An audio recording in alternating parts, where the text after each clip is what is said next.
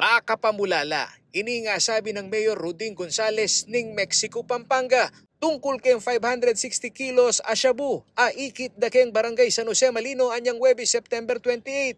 Maabot keng 3.6 billion pesos ing alagana ning illegal na droga a menibat Thailand ing atukal da ring otoridad kapamailatan ning controlled delivery operations.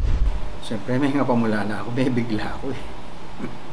Kasi last Tuesday, may meeting kami with a King Quezon and Order, kaya being Chief of Police.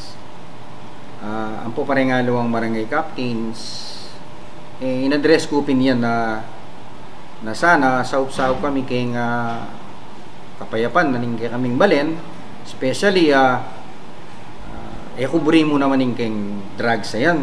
Out of 43 barangays, may tingay problema miin mong pandakaki. Then all of a sudden, may bigla ko yung pamuning San Jose Malino, bigla lang makanyan karakaling drugs ay kuwado. Kaya naman isulong na kanong Gonzales ing inspeksyon kareng warehouse keng kayang sasakupan kasabi ning gawandang tax mapping.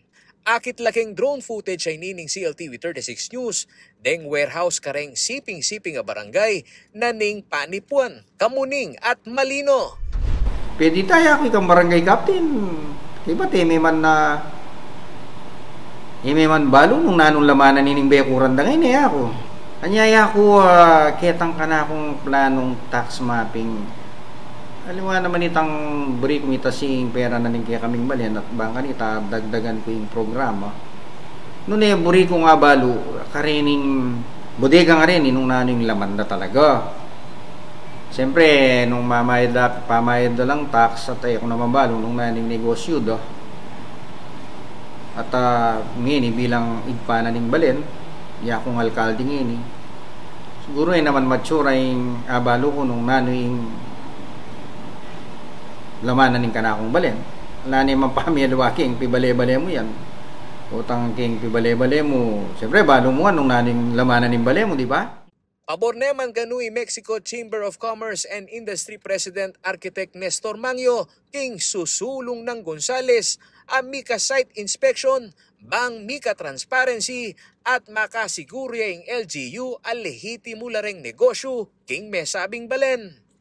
Samantala, kinumpirma ng Senior Deputy Speaker at Pampanga 3rd District Dong Gonzales king CLTV 36 News ang makafag-file ng House Resolution bang adwanan ang investigasyon kareng tuki-tuking drug busking Pampanga.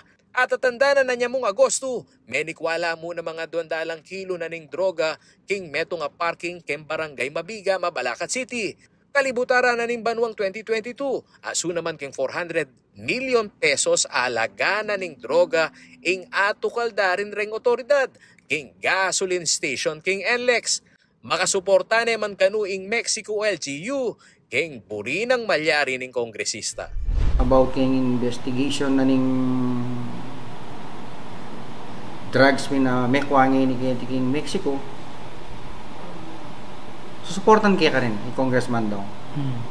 Ako yung kaya kayong taladuki ay Paulo G. Santos, ating pusong makabalen.